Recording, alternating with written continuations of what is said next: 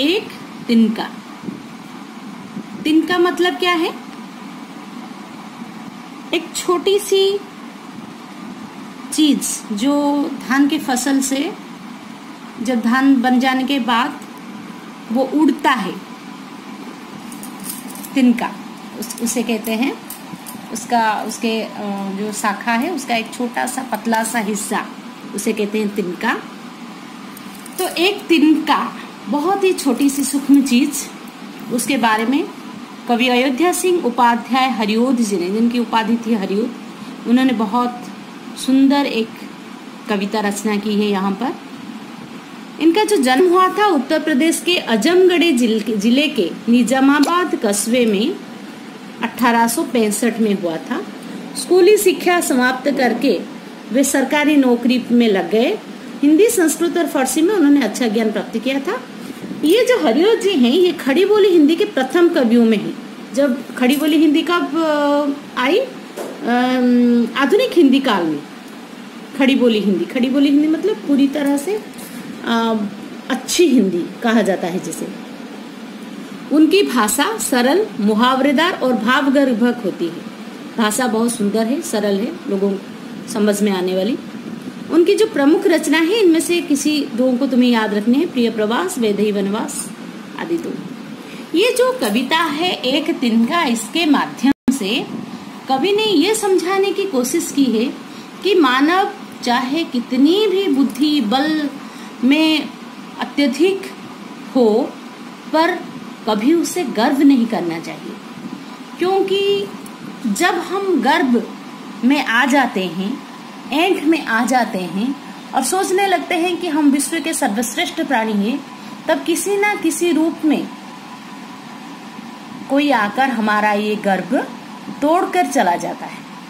तो एक तिनका जो है एक सूक्ष्म अंश है पेड़ का, एक शाखा का छोटा सा हिस्सा, धान के खेत का छोटी सी बहुत ही सूक्ष्म सी अंश, वो कैसे आकर कवि का घमंड तोड़ देता है। और इससे मानव को क्या शिक्षा मिलती है? कभी भी जिंदगी में गर्व, अभिमान, ये जो हैं, इसे कभी अपनाने नहीं होंगे। उसे छोड़ देना ही वास्तविक मानविकता का मूल्य है। वास्तविक मानविकता इसमें है कि हम गर्व को छोड़ दें, अभिमान को छोड़ दें। मैं घमंडों में भरा ऐंठा हुआ, एक दिन जब था मुंडेरे पर खड़ा। मैं मतलब कवि यहाँ अपने आप को कह रहे हैं कि मैं घमंडों में भरा ऐंठा हुआ। ऐंठा हुआ मतलब अकड़कर। मैं घमंडों में भरा ऐंठा हुआ, अहंकार, गर्व अहंकार से भरा, अकड़कर जिद्द स्वभाव में आकर वे कहां पर खड़े थे? एक दिन जब था मुंडेरे पर खड़ा। कवि एक दिन मुंडेरे मतलब दीवार का ऊपरी भाग जो छत के ऊपर रहता है, वहां पर आकर ऐंठ कर एक दिन खड़े हो गए थे। अचानक दूर से उड़ता हुआ एक तिनका आंख में मेरी पड़ा।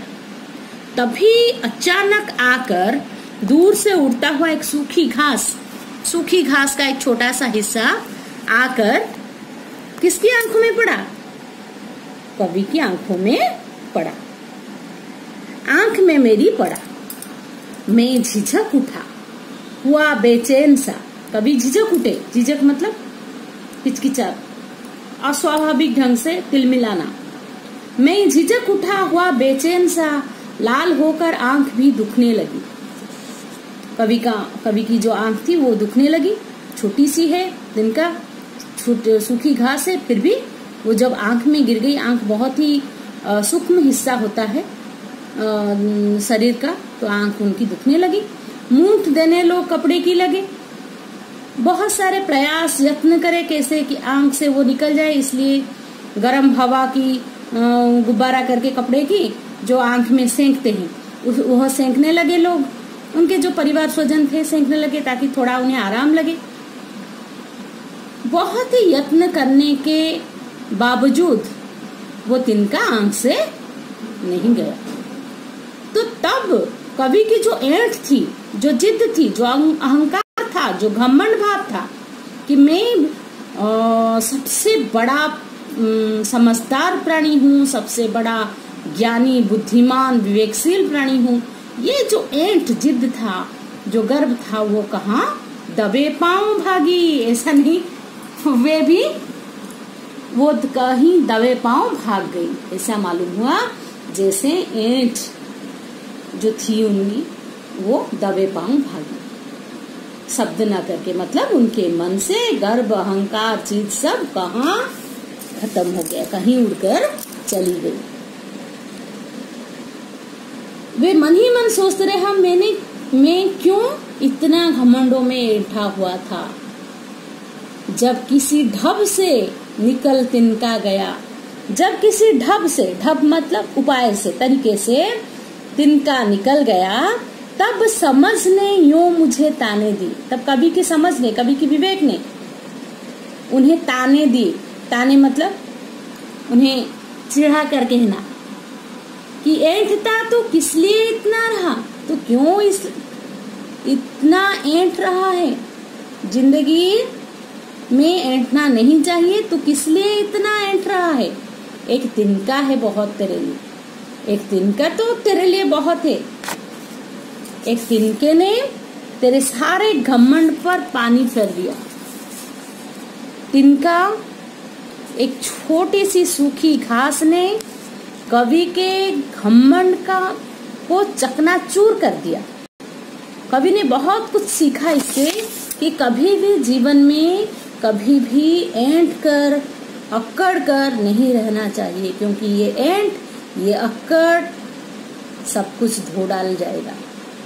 तो कभी भी छोटी वस्तुओं की अवहेलना नहीं करनी चाहिए। ऐसा कबीरदास ने भी कहा था कि छोटी वस्तुओं की कभी, रहीम जी ने कहा था कि छोटी वस्तुओं की कभी भी अवहेलना नहीं करनी चाहिए। तो एक तिनका, एक छोटी सी वस्तु होकर भी उसने कवि के घमंड तोड़ने में बहुत, माने कवि के घमंड को लगभग तोड़ दिया। और कब उनकी घमंड चली गई कहाँ पर, इसे कवि को भी कोई पता नहीं चला। तो ये थी कथा वस्तु एक दिन का पद्य पाठ की।